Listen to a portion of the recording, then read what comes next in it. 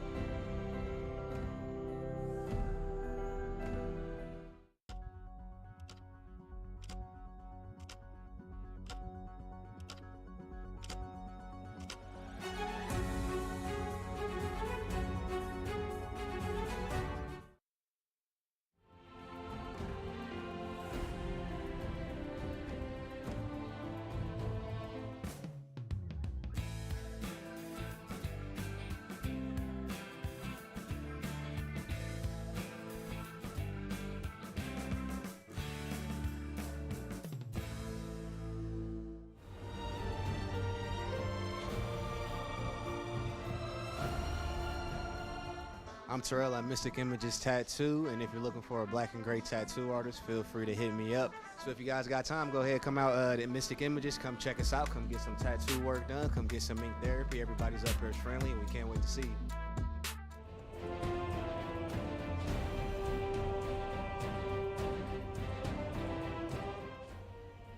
Hey everybody, it's your girl, Renee Michelle Merrifield, your host of the In the Loop TV show. Hope you guys are having a wonderful day. We have Jason Aaron Pro in the producer's corner. What's up, everybody? Got a great show for you today. I do want to remind you that we will still be doing, and we will be for another few weeks, a gift card giveaway. Sun King, $50. You go to intheloop.tv and go to the giveaways tab, and it's right there. So you've got kind of a final crunch if you're watching this as a live stream to do that here Thursday, April 13th. Absolutely. So go to the website and try your chances. Let's beat Rob Kaler together. Yes, Rob Kaler Rob Kaler knows what we're talking won about. 3 times, y'all. This is super easy to win your $50 gift card from our partner Sun King. We're so excited to be partners with Sun King. Yeah. Thank you so much. Look at those gift just cards. like you said, go to inloop.tv, go to the giveaways tab on the right, and just it's super easy to click on the doodads. Each little doodad gets you a doodad. So easy. Yeah, well, to translate. If only yeah. you knew what doodads meant. All right. But you'll see. Thank you guys so much. Thank you again, Sun King. We have such an amazing show for you today, like Jason Aaron Pro has mentioned. I love it when you say my whole name. We took a little meandering through our past life before, COVID hit and everything, and we're doing a special segment. Just waiting for the right moment to bust out that Indiana Comic Convention footage. Which is coming up soon here next month, right, Jason? That's right, May, right. This is Yes. from times past, though, so that'll be fun. We had a really fun time putting this together.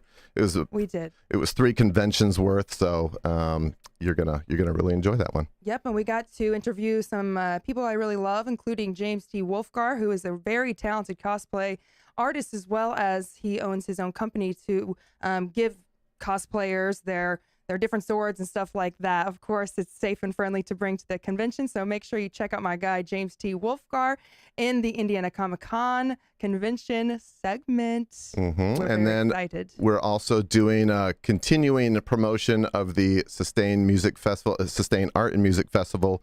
And today we're going to be talking with one of the vendors that are going to be part of that, Lux Ivy. Sara Baldwin chats with Renee at a recent Mousetrap event where we cranked out a bunch of interviews. So we're going to be talking to her and seeing a little bit of what they do with sustainability at Lux Ivy, and And Yes. then, and finally, yeah, we you have might a see back in the very, shadows. Look at this very guy behind me. special Who is that? guest. That always gets me. Like, you don't see him right there, and then boom. He's right there. But we're so excited for our special guest. We have a legendary, world-renowned photographer in the house, Look at Scott. him. He looks Romer, legendary. Everybody, Look at that guy. Look at that guy. Yeah. I mean, I've we known get him to for get- years, about 13 years. We've had many fun trips in a limo, catering to celebrities, taking them out to dinner, wining, dining, partying. That's so, my favorite thing. Sean Patrick Flannery and Norman Reedus and who was the other guy? Yeah, that's right. We got the pictures to prove it too. Yep, you Norman guys Reedus and were- Corey Feldman. Corey Feldman, yes, good Yeah. old Corey. You guys absolutely Good have old lived a Corey. big life. We can't wait to talk to Scott about his amazing life and his book that just came out, When It Was My Life on Both Sides of the Camera, which Right there. is just an amazing book full of tons of stuff that you guys have to read. His own narrative with more than 250 photographs that he's taken from his remarkable life. Don't give it all away. And of course, some amazing interviews stuff. from famous people. I'm just saying. He's got some stories. He's got some stories Absolutely. and the photos to prove it. Yes, so we cannot wait to see Mr. Scott Romer. Oh yeah. But for now, we're going to go ahead and Yeah, I just have one question for you. Indianapolis, are you ready to be in the loop?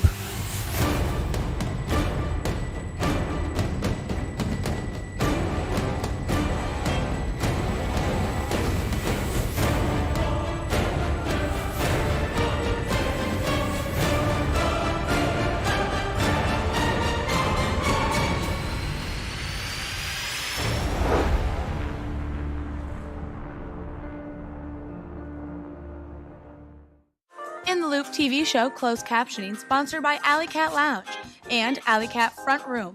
Distinctively different with the same staff you've always loved. The best bar in the industry is growing up and has opened the Alley Cat Front Room. Right in the heart of Broad Ripple, the iconic Alley Cat now gives bourbon, wine, and craft beer a room of their own. We've upgraded our wine selection on this side, and probably one of the biggest differences is we are able to offer draft beer in the front room, whereas we've not had that capability in the old Alley Cat. So we can be a part of that craft beer craze. The Alley Cat Front Room, a great place to hang out in Broad Ripple. I'm Terrell at Mystic Images Tattoo, and if you're looking for a black and gray tattoo artist, feel free to hit me up. So if you guys got time, go ahead, come out to Mystic Images, come check us out, come get some tattoo work done, come get some ink therapy. Everybody's up here is friendly, and we can't wait to see you. Oh, good old Terrell. We absolutely love our people down at Mystic Images Tattoo. That's right. They are our sponsor, one of our sponsors, and thank you so much, y'all. Make sure you check them out in the heart of Noblesville. Absolutely, absolutely. So this next segment, Indiana Comic-Con convention segment, y'all gonna see Baby Ren. That's what I like to call my young self. And we just had a lot of fun, and we're just really excited to share just all the goofballness that is Comic-Con. Oh yeah.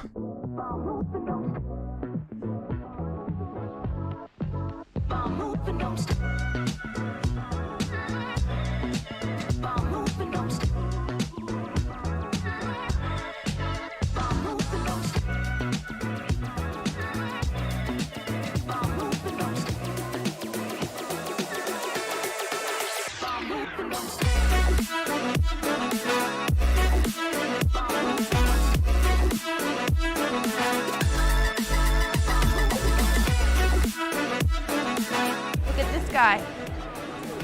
So there's a lot of talented people here in these booths, and as you can see, a lot of homemade artwork for sale, and the Comic-Cons are just so amazing here in Indy. I've been to lots of different cons, and this is definitely my favorite. Aww! Look at it! Look at him! Would you just look at him? Photos with the props. Oh, yes! Oh. This looks like a chocolate dipped strawberry. Oh, it's so cute. And cute little llamas. I love stuffed animals. Squidward is the man. Damn, these paintings are great. Oh, look at the eyeballs on these things. So creepy cute. Oh, these pins are my life. They're so sweet. I love pins. It's like a demented little Pikachu. Oh, it's Mimikyu? Okay. Is that like an evolved version of Pikachu? Like No, it's like it's its own Pokemon that like pretends to be Pikachu so that people will love him. Why does anybody love him? I love him. Little Mimi Chew.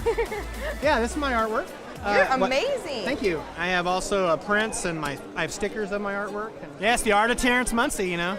Such a beautiful symphony of feelings. And at the end of it, she was so much greater. I love you. Thank you, meat pudding. Look at this Joker mask. That is beautiful. Deadpool.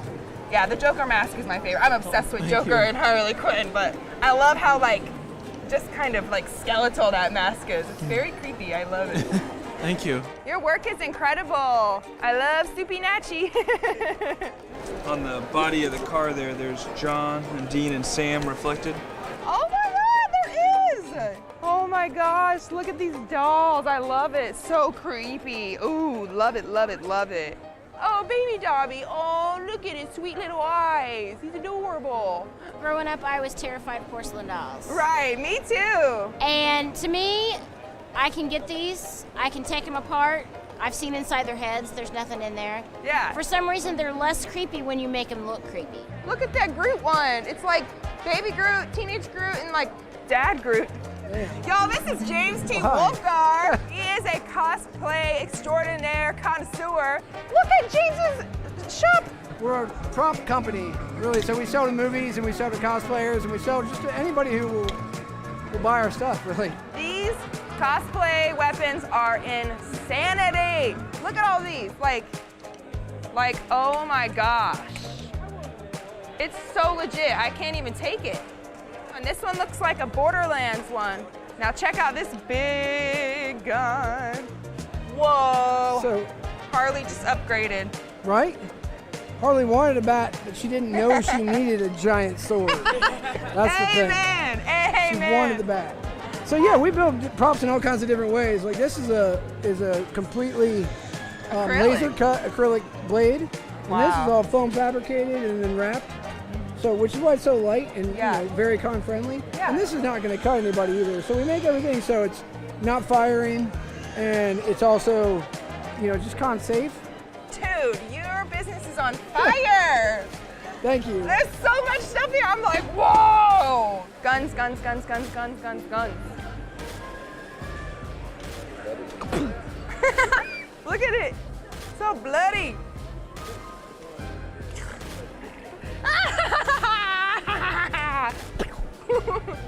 I love using this gun in zombies. It really makes my heart happy.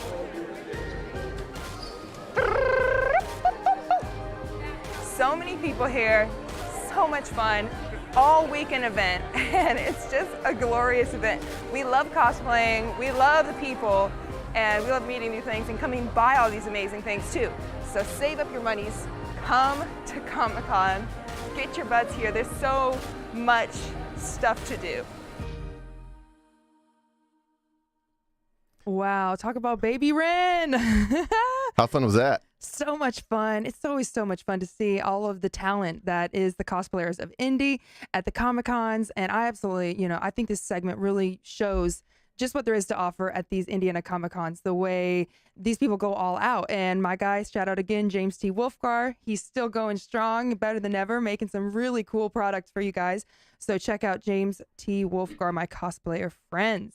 And before we cut to commercial break, there is still time to go to intheloop.tv and sign up for the $50 giveaway. Sun King, we've given away 8 now, or this is the 8th one. So yes. Yeah, it's not hard to do. Sun King has so much for everyone, so make sure you go up in there and do that, y'all. Get up in there. And remember, towards the end of the show, we're going to be talking to Scott Romer about his book and his life.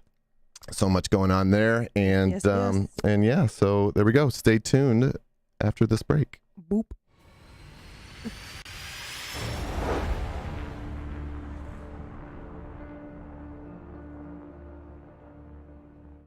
Hey, my name's Larry. I'm with Mystic Images Tattoo here in Noblesville. We'd really love for you to come down, check out some of our talented artists. Me, of course, and we have several that's available. Come get your ink therapy. Escape to Hidden Paradise Campground, a beautiful family-oriented destination just south of Shelbyville, Indiana. Immerse yourself in the great outdoors with amenities like cabins, RV pull-throughs, swimming, scuba diving, kayaking, canoeing, and more. Perfect for all ages, Hidden Paradise offers endless activities and unforgettable memories. Don't wait. Reserve your spot today and discover the ultimate nature retreat at Hidden Paradise Campground.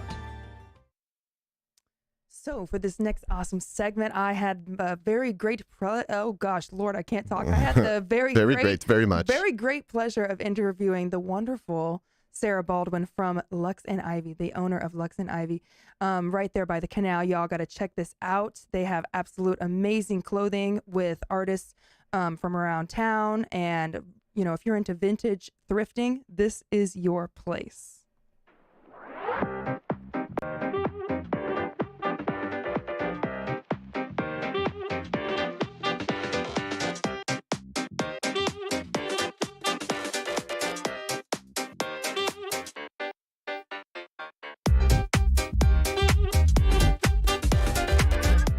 Y'all, I've got Sara Baldwin here, the owner of Lux Ivy, around the corner from the Mousetrap on the Monon, 54th and Monon. Yo, how are you doing, Sara? Doing great. Awesome. We're glad to have you on the show. Thank you for having me. The In the Loop viewers are going to love this, guys. Sara's shop is a vintage shop with sustainable clothing and accessories. Now, what does that mean, Sara, sustainable? Okay, so I do a lot of work in the community with sustainable fashion, and it is defined by the way that items are produced. One approach to sustainable fashion would be to utilize items that are already in existence. So vintage secondhand clothing, which we do a lot of. So we do buying every Wednesday. People bring us their items to sell. We purchase them, we clean them, and then resell them in our shop. Kind of like, you know, Buffalo Exchange, Plato's Closet, that type of shop. And then obviously utilizing vintage goods that are still in existence, high quality items that have stood the test of time. So we have that aspect of the shop, and then we also have some wholesale items that are sustainable, that are produced ethically and sustainably. So it means that the way that they are manufactured meets a certain criteria. So whether that means that they are made to order, so it's like they're not mass producing items, it's like once the order is placed, then it's produced. Whether that means the way that the garment is dyed, the way that they are treating their workers. So there's a lot of different facets to sustainable fashion. Absolutely, yeah. Yeah, and like, so, you know, cruelty-free and exactly, stuff like that. So fair trade, ethically made, the way that, like I said, the dye process, the way that it's manufactured, all of those things kind of come into play with sustainable fashion. And so that's so awesome too for the community. I mean, a lot of people are worried about what they're, you know, what they're wearing or what they're eating and stuff, but it's cool that you guys are making such a difference in the community. Thank you. Yeah, we're trying. I think that the secondhand and vintage is a huge part of that. So the price point's a lot lower with secondhand and vintage goods, so you can be a lot more experiential with your style and not feel so bad about it because you're not, you know, buying into fast fashion. Right. Yes. And then beyond that, when you kind of find your style, you can zero in on what it is that you really love and then buy those higher end goods that are made ethically and sustainably and then keep them in your wardrobe for a long time. That's kind of the goal. We also carry over 50 local and independent artists in our shop. So we have a lot of locally made jewelry and accessories, a lot of independently designed stickers and cards and paper goods, things like that. That's a big part of what we do. And then we also are involved with Pattern Magazine and Stitchworks. We do a sustainability panel that's reoccurring where we feature different people in the community that are different stakeholders in the sustainable fashion experience in Indianapolis. So boutique owners, designers, members of the community, we do panel discussions and we have people come in and sit and discuss with an audience kind of their take on sustainable fashion. So that's something that we do, and that's actually how I met Kyle, who runs the Oaks Sustain Fest. Yeah. Awesome. And you will be speaking at that, doing a big old public speaking. You're like, don't call it that, Renee. Yeah, come on. I'm going to be giving a little talk on sustainable fashion at the festival. And then I'm also going to be doing a pop-up. So there will be a Lux Ivy booth that you can shop. And additionally, we will be buying clothing from people. So we do buy, sell, trade every week in our store. We're going to bring that to Sustain Fest and purchase from people at the festival. Oh, Oh, that is amazing. That is so cool. So if you're looking to make a little cash, bring in some of your vintage or whatever clothing. Yeah, secondhand, vintage, anything. Absolutely. So this is incredible what you're doing. You are making such a positive impact on the community with your beautiful shop. You're going to be doing a pop-up shop at Sustain Arts Music Festival on May 12th and 13th. I was curious about about your inspiration. I mean, that's hard to start any shop, let alone a vintage clothing shop. So tell me a little bit about your passion and the passion behind it all. Well, I've been doing this for almost 15 years now. So when I was in college, I worked at a vintage store and I just learned a lot about the industry then. And then after college, I moved back to Indy and I worked for Amanda Newman, who owns Amanda's Exchange, which is like a big resale shop on the north side. And I learned a lot from her. And then from there, I had kids. I kind of took time off from my career. But when I was ready to get started again, I knew I really wanted to do retail and keep doing vintage and secondhand. And so, I've been in this industry for a long time. And my biggest inspiration is using what's already in existence instead of creating all of this waste from fast fashion. And the reason why I kind of got to that point was I was a buyer for a shop a long time ago, and when I went to these trade shows and I was seeing all of the clothing produced, I realized there was just a lot of waste coming from it. And so I wanted to make an impact and start creating a place in Indianapolis where not only can you bring clothing to sell and give your clothing a second life, but you can find really good vintage, you can find your new favorite local artists, you can shop sustainable goods and feel good about what you're buying because it's not just like trash that's being mass produced. So that's probably my biggest inspiration, is just not adding to the waste that's already in existence. That's incredible, Sarah. You seriously are making such a positive impact. I mean, most people don't give two craps about anything, and you're out here changing the world one clothing item at a time, sis. I'm trying. I love it. Fashion means so much to me. It always has. Ever since I was a young girl, I always was kind of the weirdo, and I love layering and I love vintage shops, so I absolutely can't wait to come see you guys at Lux. Come check it out. It's right around the corner from the Mousetrap, like we said, y'all. 42nd and... It's 54th in the Monon, so it's 1051 East 54th Street. We are right across from Breadworks, right by Mama Corolla's. We are available online as well, luxandivy.com. So shop us online, stop by the store, come see what we're all about. Miss Sara Baldwin, thank you so much. And come to Sustain Fest. Yes, May 12th and 13th, right? That's the whole thing. Yeah, we'll be there. And there's so much cool stuff going on that they'll be doing. Pop-up shop. Miss Sarah's going to be having an awesome speech so we can all learn about sustainable clothing and fashion. So make sure you guys check it out, and we will be right back. Thank you.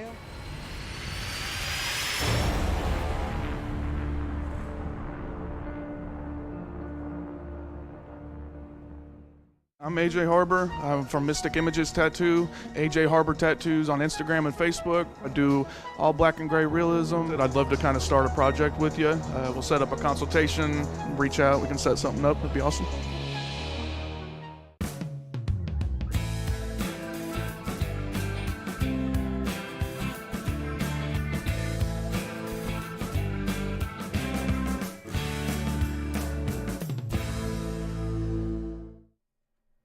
Wow, that was awesome. Miss Sara Baldwin of Lux Ivy. You guys got to go check them out. Beautiful store, beautiful store.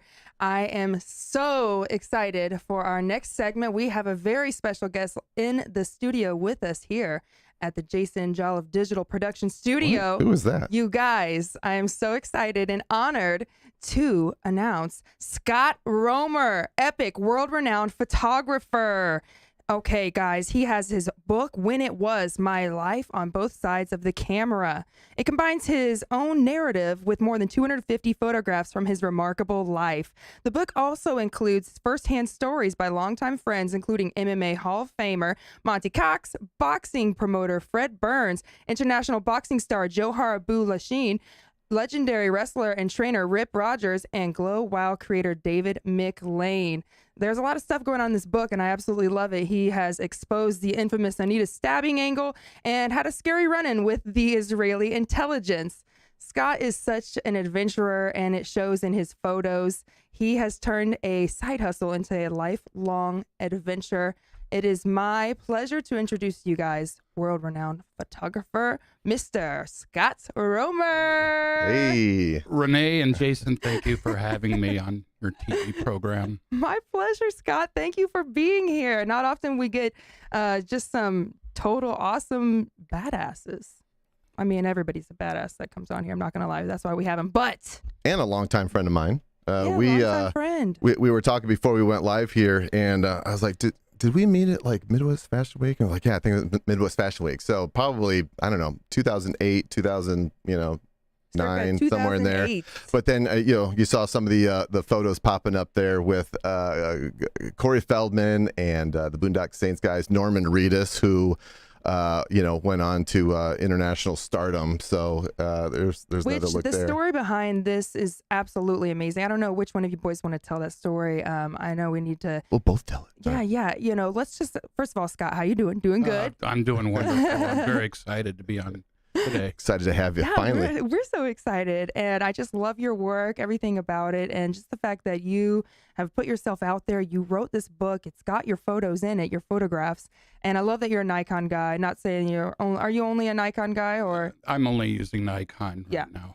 Yeah, my first, nice Nikon was a Nikon D7000. Now that's like an ancient one, but I love what you got working with there. Those lenses are beautiful. And your book was published in 2020.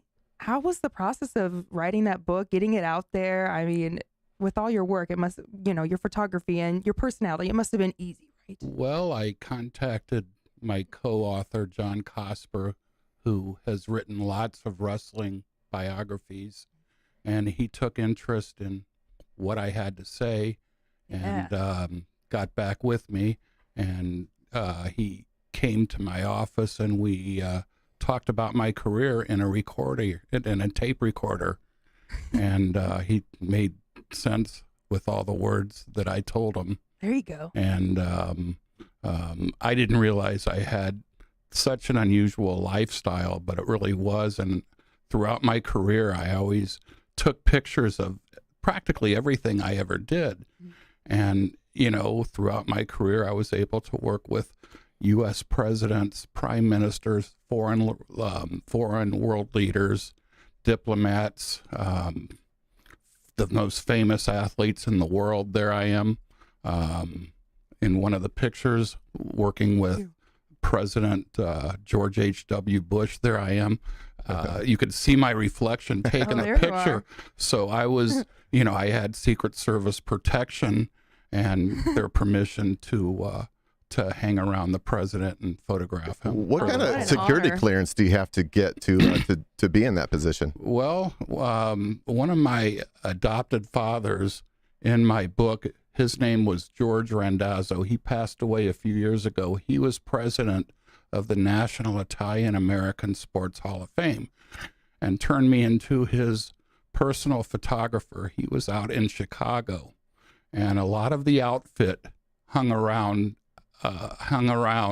which the outfit is a word they used to describe the Chicago mob. Mm-hmm. So I was able to hang around with underworld figures and so dope. Go to these really big conventions. They would fly me out, and that particular instance was working with President Bush. That was for the National Italian American Foundation. Now, I'm Jewish. Why am I being invited to all these Italian events? And this picture that is on display right now is I was awarded last year the National Italian American Sports Hall of Fame Friendship Award. Wow. Which is usually given to a well-known Italian, but they gave that to me for my They're contribution. like, you're Italian to us, Scott. I guess, right. And in that picture is former world champion Antonio Tarver and Ray Boom Boom Mancini, who were representing the Hall of Fame. I was presented at a sellout boxing show at the Arcadia Theater and by Ron Onesti. And there, speaking of which, there's Ron. Right after he presented me, he was hanging out with the Pope. So that would No big deal. give you an idea of the kind of The people caliber. I was able to rub elbows with. Yeah, and it's just incredible. It's more than right place, right time, right? I mean, this is something that you have to have the eye for. Not many people do, and your eye got you in the door, and I love it. And maybe for our viewers, I'd love to share a little backstory of Scott. You always loved wrestling and photography, right? And then when you were a freshman in high school, you became business partners with the legendary Dick the Bruiser. What in the world? Selling photographers photographs to fans at indie wrestling shows. So it kind of started there. Now, what kind of freshman in high school becomes business partners, you know what I'm saying, with Dick the Bruiser? Like, that's awesome. So before you answer that question, and man, does the time fly. So we're going to talk with Scott Romer more in a little bit, but we have to cut right now for the WRTV audience because we are limited to TV side of things. But so we're gonna say goodbye to WRTV. Goodbye WRTV. Bye, and WRTV. but for everyone that's watching live Thursday, stick around and we'll keep talking with Scott and hear some more amazing stories. So goodbye WRTV. Bye, WRTV. All right, that'll do it. We All love right. our WRTV. We're grateful to be affiliates with them, and they're affiliates with ABC. It's just a big old awesomeness ball. I love it. Lots of affiliation. But anyways, Yeah. So Scott, so that's pretty impressive. And then, I'll continue on, and you can tell us a little bit about just being partners with Dick the Bruiser as a freshman in high school. I mean, okay, a freshman in college, maybe, but freshman in high school, you must just have been a young entrepreneur and just very hardworking guy. Well, I used to go to the shows with my best friend, David McLean, and wrestling fans would know David from creating Women of Wrestling, which is nationally syndicated and currently on the air. I think it's Warner Brothers program or station.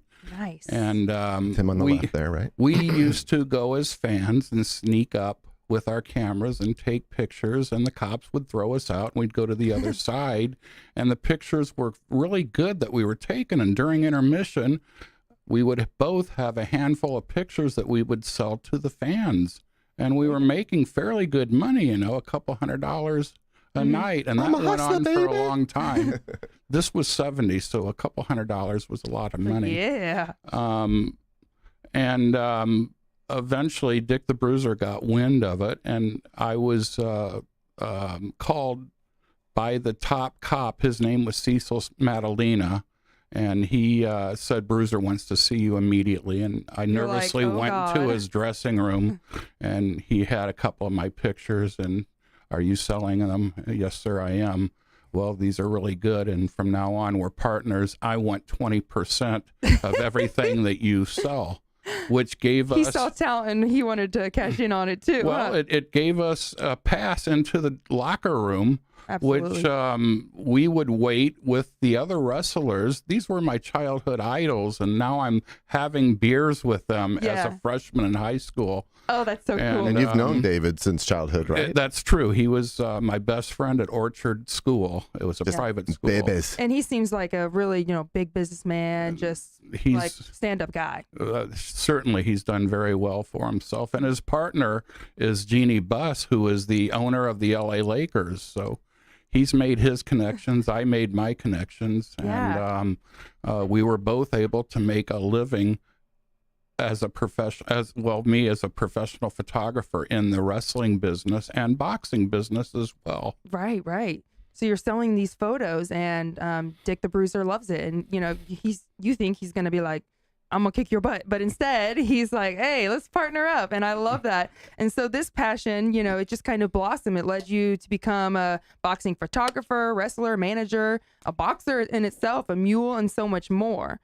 I mean, that is crazy how one thing can snowball and just open your eyes to all the things you want to do in this crazy life. You just glazed right over the mule part. What? Mule? Did I hear mule? Well, Fred Burns is one of my best friends, and he was the boxing promoter. Same thing happened to me. I would go to boxing shows right after I got my driver's license, sneak up to the ring, get in everybody's way, take the pictures. He would have me thrown out.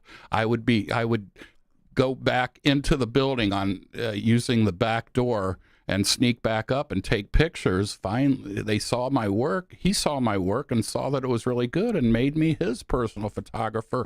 Now, he is a boxing promoter, and he would build records of fighters, give them, easy wins, I guess you might say. Yeah. Which would allow them to have an attractive record to fly to Europe or Italy or France, Denmark. Right, and just be wanted in and the I was used as the I was used to make sure that the fighters got on the plane, made it down safely, did their workout, their blood pressure was right, wrap their hands, and bring back half their money. And I would customs would only allow $10,000 maximum, and the fighters would get paid maybe $20,000. So I'd carry back the $10,000 in my underwear. What's the statute of limitations on being a mule? Right. I wasn't paid very much, and I accounted for every penny. But you got that respect from these players. I did, and I flew around the world with recreational, doing fun things, with fighters. That's incredible, and the fact that you love what you do and that you've always loved it, and you've just had these beautiful opportunities and met such amazing people. I love that, Scott. I think that's what makes the world go around. You're a lucky one, like a lot of people don't get those kinds of opportunities, and I'm also so very lucky to do what I love. And isn't it just such a good feeling? Well, it is, and you don't appreciate being an independent contractor until you get stuck in rush hour traffic. Yes. And coming here was, a good hour from one end of town to the other, which isn't really that bad, but it is sort Until of it becomes frustrating. 2 hours when you're sitting there. Right, and so I've been able to overcome some of those things because I was, did my own thing. Yes, and you wrote the book, and you got all the stats to show for it. I think it's just incredible. Who are some of your favorite peeps you've ever photographed? Well, Muhammad Ali, for one, and I became friends with Ali and his family. No big deal. No big deal, guys. Dick the Bruiser was my father-in-law, and through wrestling, I was able to cover some of the biggest matches. There's a lot I did in the different areas back when wrestling was.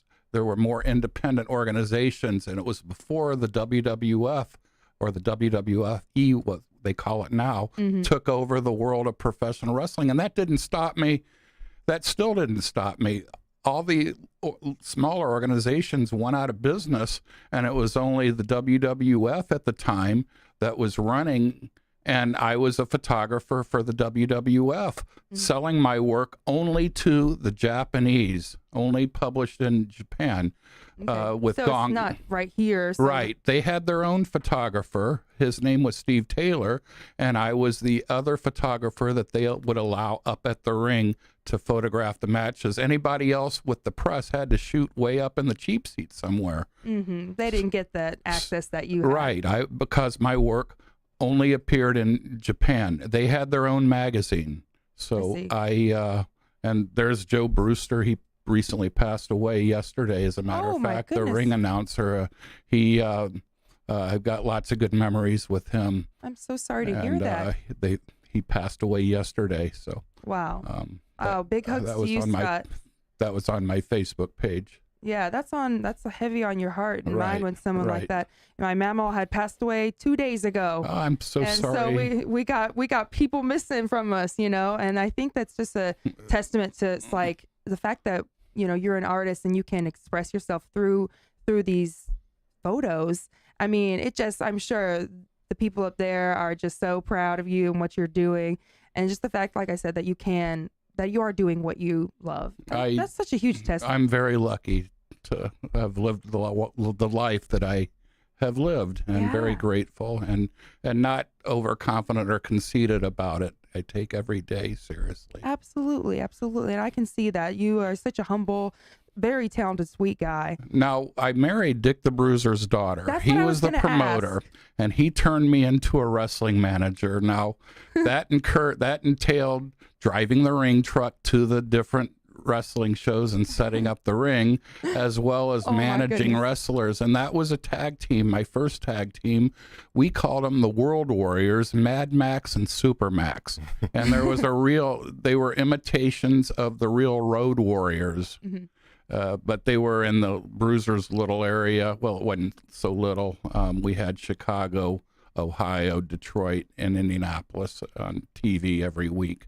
So they won the belts, and I was their mouthpiece. And this goes back all the way to 1983 to 84. I love that. That's so interesting. And of course, I could see myself doing the same thing because when you're in that environment, and I've always had such a heart for wrestling as well. I was kind of sad when it changed from WWF to WWE. I don't know why. I was like very attached to that. And WCW, and I mean, all about the W. And I still love it. We still watch it. The Royal Rumbles and stuff. We love them.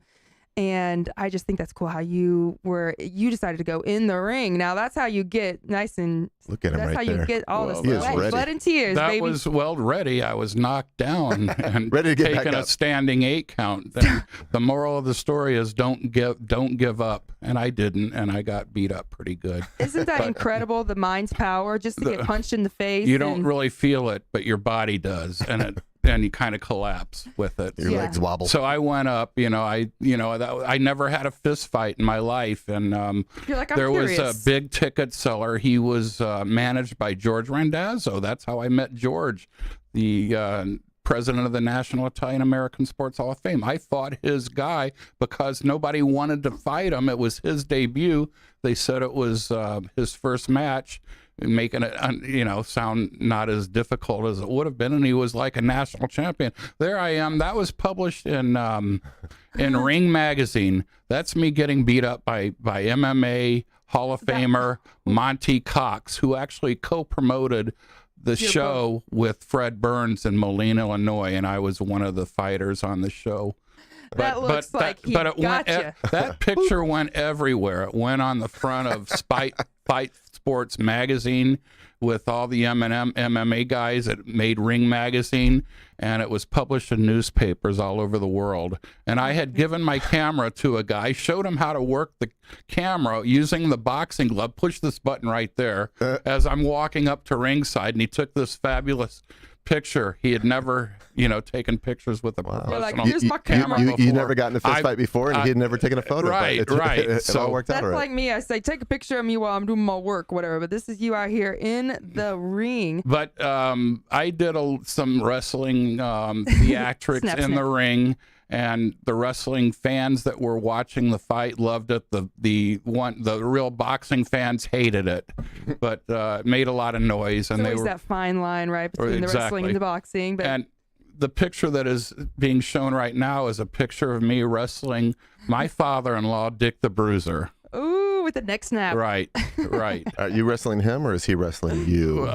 He wrestled me. Who's between your legs there? That's actually Sharon Luce. It was a mixed match. His partner was a woman wrestler by the name of Sharon Luce. You're wrestling the women back Well, then? because I was, it was during the Andy Kaufman thing, when Kaufman was real popular. So they were making me sort of the jack of all trades, and I was having to wrestle women because I was the scared manager. So, and how was that going from photographer really into the sport always, but then you go from photographer to manager to wrestler to boxer? I mean, was it that hard to jump in there? It transitioned very naturally, and being a fan of the wrestling business, I was able to do what I saw on TV. Bobby Heenan was my favorite manager, and I took his place as manager for Indianapolis wrestling. Oh, nice. And who was your coach? Nobody could fill his place. Footsteps, yes.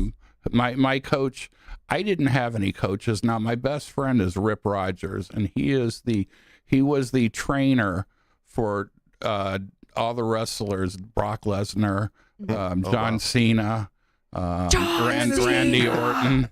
Sorry, he's actually my roommate, and so I managed him later on in my career and got a lot of national coverage managing. Very cool. I could And- see Dick the Bruiser, kind of being in your corner.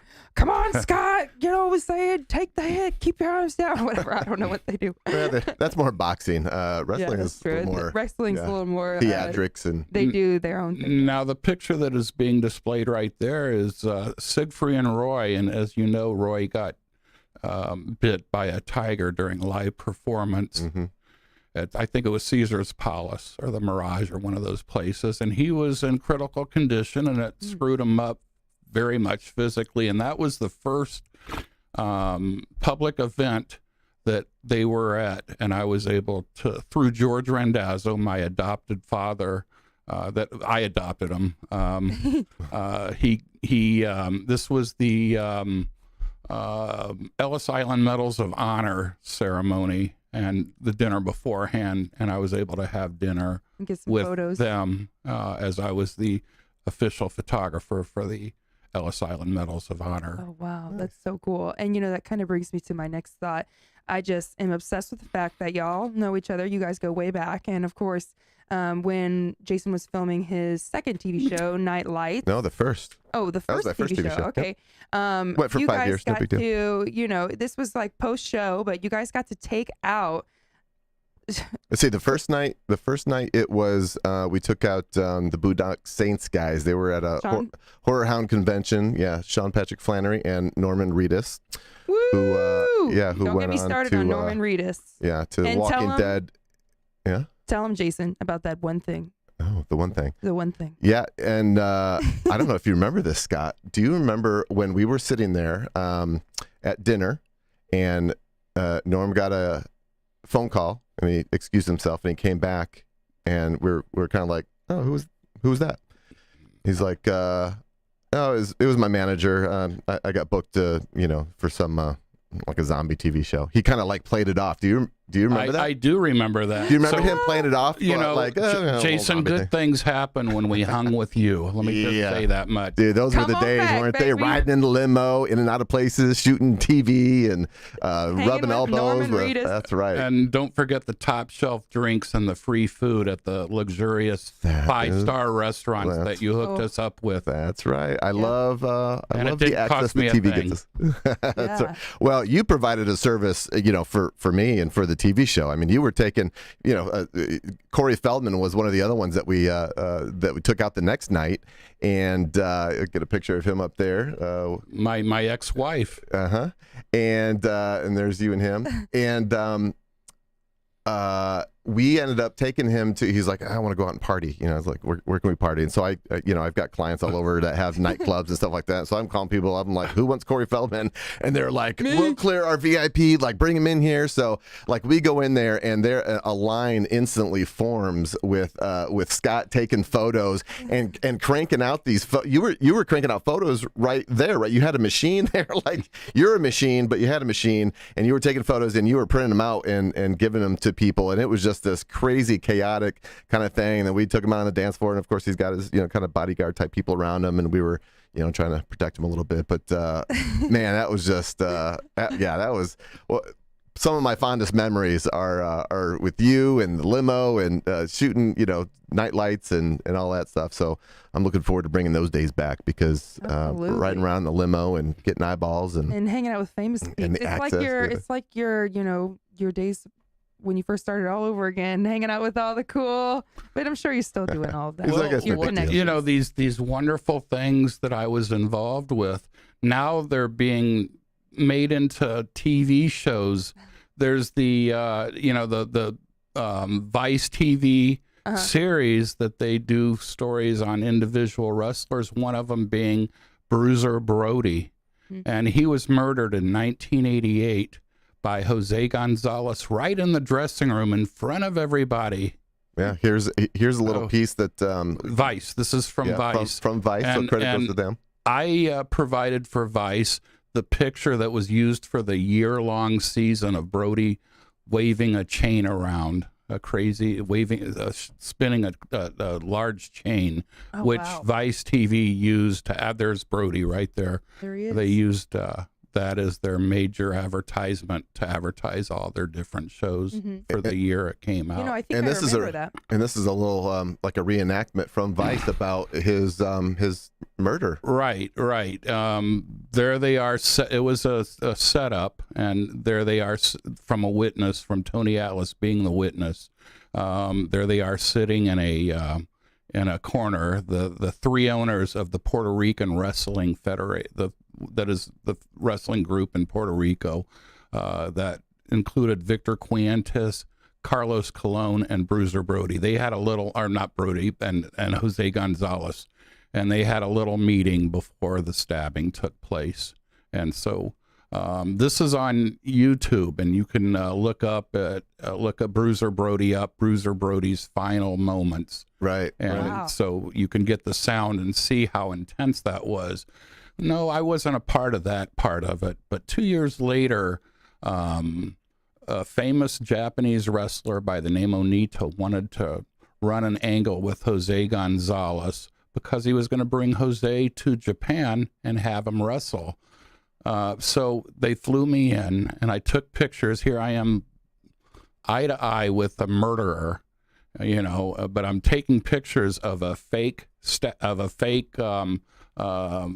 confrontation, and they beat up Onita. He gigged his head. When I say gig, that's using the razor blade, where he gigs his head, makes it bleed to make it look a lot worse than it really is. And that segment was over, and everybody left the dressing room, left the building, and Onita and I and a few other photographers stuck around. And Onita then started to cut into his stomach, trying to get a lot of blood to duplicate what Jose did to Brody. And he couldn't get a lot of blood, but from his head, there was a lot that had dripped on the floor. So I said, okay, I see what you're doing, Onita. Just take the blood and rub it on your chest. And he did. And I took pictures of him pretending he had been stabbed. And then the pictures were flown to Florida because of the corrupt delivery system in Puerto Rico. And they wanted to make sure that the pictures made it to the evening news in Japan. And they did. And they put my picture on the front page with Onita, and they blamed Jose Gonzalez for trying to murder Onita. Oh my gosh. 2 years later. That's the inside scoop on that. And photos by Scott Romer, and the pictures went all over the world, all over Japan. And it was such an unorthodox angle. The press got a hold of it and tore it in half, and Onita almost lost his company, FMW. And bottom line, they used me as a patsy photographer. Should Jose go to Japan, they were going to take care of him. And I had no idea the Yakuza was going to take care of him for killing Brody. Brody was a big international wrestling star, bigger than life, especially in Japan. Yeah. And I exposed the Onita stabbing angle about 30 years after it happened. Yeah. Because we were all afraid to talk about it. And you're like, okay, 3 decades. Here I am used. We're good. Honestly, I was used as a patsy. Should something happen, I was American, so I'm disposable. Right. And it was a Yakuza thing. Well, and in the book, you'll see a check made payable to me from Nippon Sports, and then you'll see a newspaper article about the owner of Nippon Sports publishing company being indicted for being part of the Yakuza. So I was actually paid by the Yakuza. Whoa. So you are gangsta. And this is why I had Scott on the show. You're like, you know what, hair flip, I know. It ended up being probably one of the worst professional wrestling angles in the history of pro wrestling. That's wow. What does that mean? Worst angle? Well, example, I would work Dallas, Texas for World Class Championship Wrestling, which was owned by Fritz von Erich. And while his company was going downhill because of the WWE or WWF taking over and picking off wrestlers from his area, Fritz decided to fake a heart attack, and to get the sympathy of the fans, to have them come back. So that was an angle, and it almost killed his territory. They found out it was fake. He was all right, but the sad thing is, like a story. So angle is like a story, like a storyline. Gotcha. Right. So my video, photographer mind kind of thing is always like angle. You know what I mean? Like the angle of the shot, but it's more about. If you ever see a confrontation in wrestling, it's an angle. Gotcha. And there have been some that are more unorthodox than others. I see, yes. And that's what I love about wrestling is the story behind it and the story behind each wrestler and how they give it, just give it their all with the storyline. So. Wrestling Observer, which is a monthly or weekly publication back at the time, people voted that was the worst angle in wrestling for 1990. It got that award, worst angle, worst tactical angle, and that's Brody. That was a special edition made by Gong Wrestling Magazine after he died, and in the far left corner is me and Brody and my agent Wally Yamaguchi and a few other guys.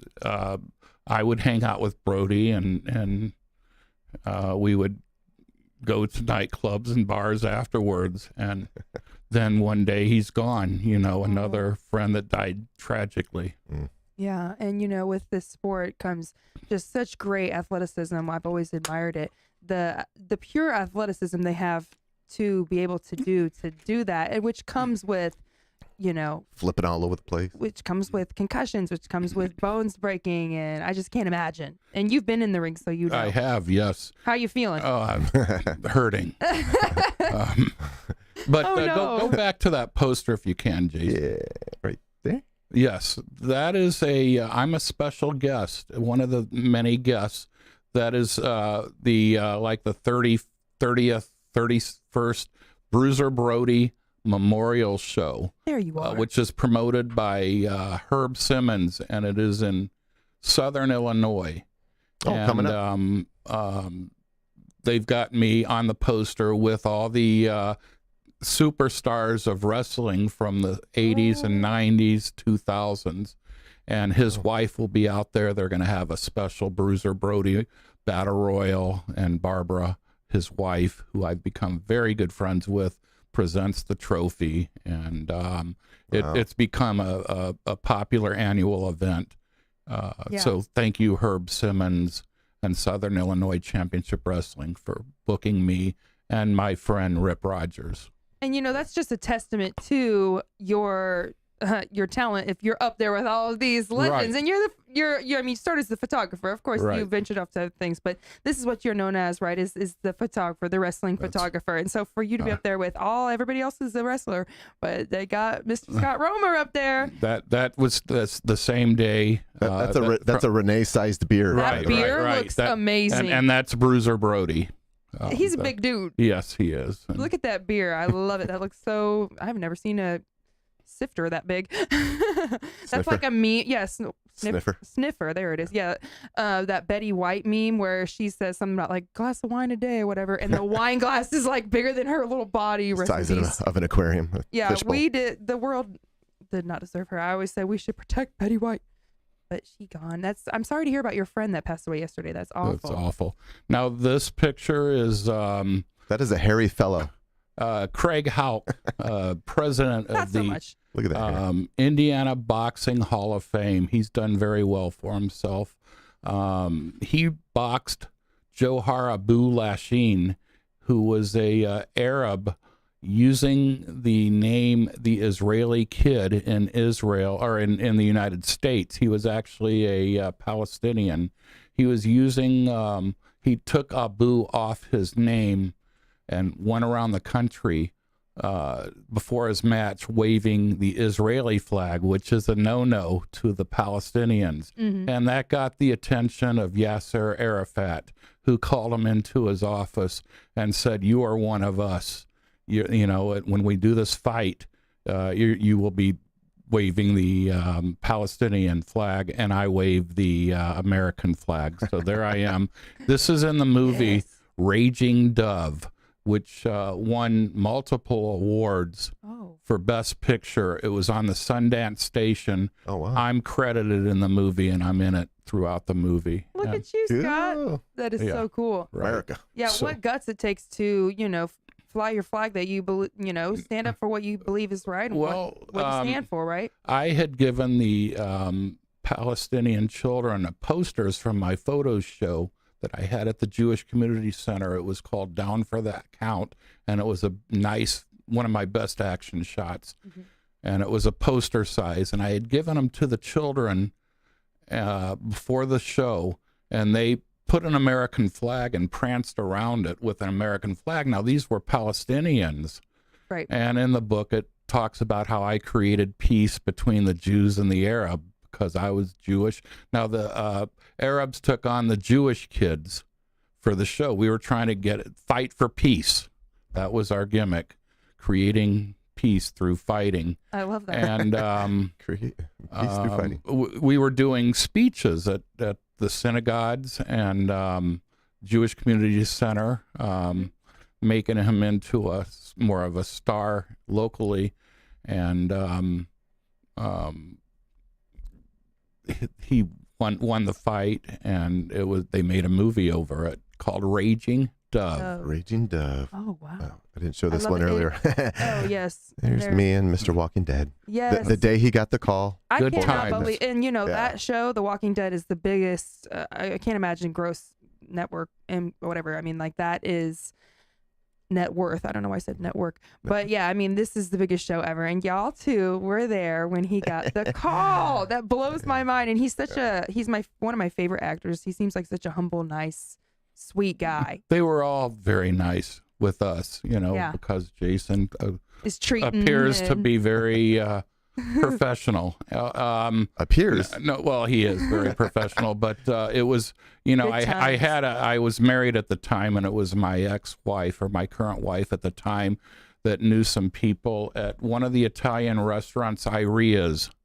And so 2 days in a row, we went with an entourage of people, and they fed us, and we got to drink their drinks and didn't charge us a dime. They were happy to have That us just as makes a my guest. heart happy when that happens. That's called a barter.